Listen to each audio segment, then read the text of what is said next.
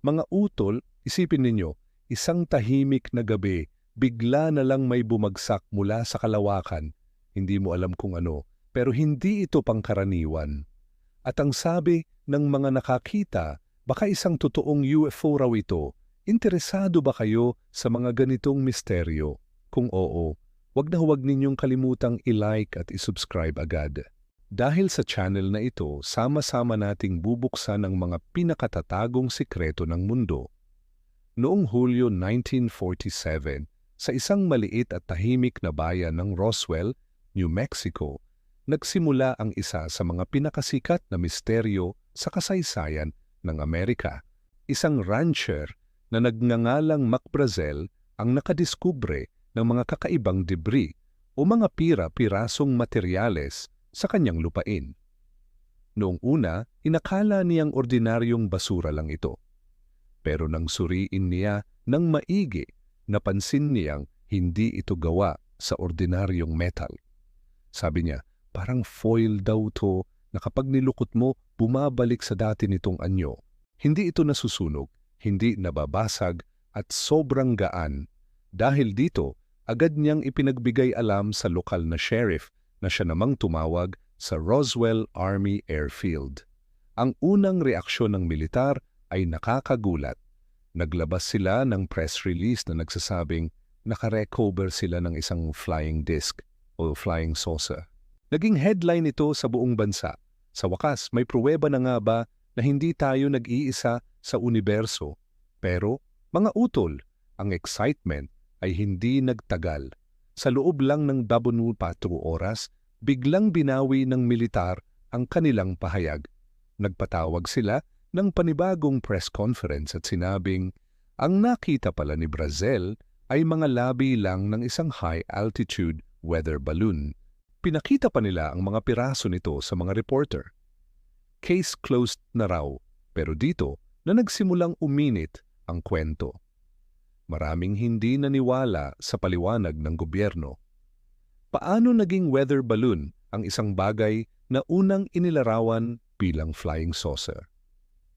Dito na lumabas ang mga kwento mula sa mga sinasabing saksi. May mga nagsabi na hindi lang basta metal ang nakuha.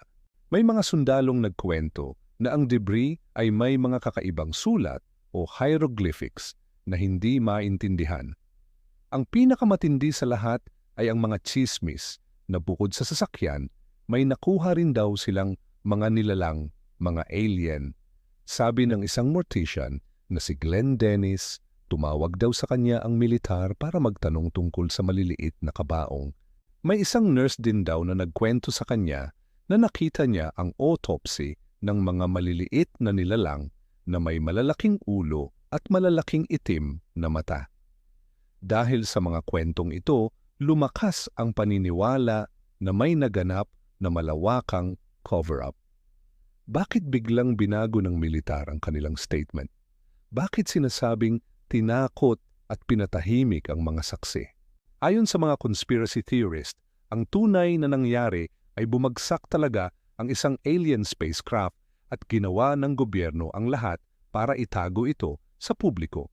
Sinasabing dinala ang mga labi ng sasakyan at ang mga katawan ng alien sa isang sikretong base marahil sa Area 51 para pag-aralan ng kanilang teknolohiya. Ang weather balloon story, isa lang daw itong panlilin lang para pagtakpan ang katotohanan. Sa paglipas ng mga dekada, mas lalong naging komplikado ang kaso ng Roswell. Noong 1990s, naglabas ulit ang US Air Force ng mga report. Inamin nilang nagsinungaling sila noong 1947. Hindi raw talaga iyon ordinaryong weather balloon. Ito raw ay bahagi ng isang top-secret military project na tinatawag na Project Mogul na gumagamit ng mga high-altitude balloon para mag-detect ng sound waves mula sa mga Soviet atomic bomb tests.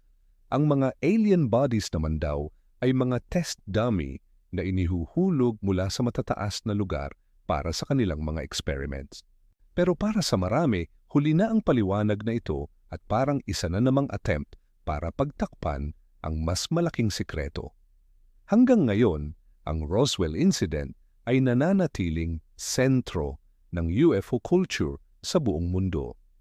Nagkaroon ng mga libro, pelikula at documentaries tungkol dito.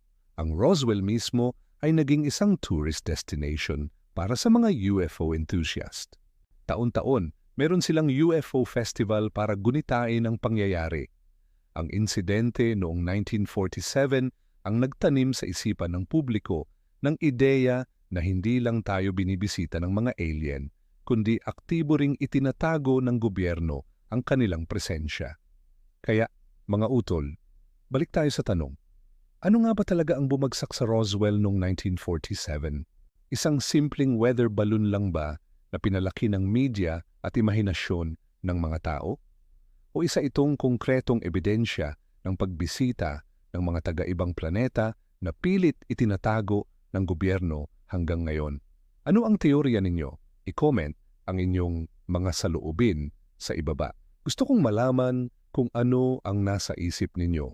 At syempre, kung nag-enjoy kayo sa paglalakbay natin sa misteryong ito, huwag kalimutang i-like ang video na ito, i-share sa inyong mga kaibigan, at pindutin ang subscribe button at notification bell para hindi kayo mahuli sa susunod nating kwento ng kababalaghan. Maraming salamat sa panunood, mga utol. Hanggang sa muli.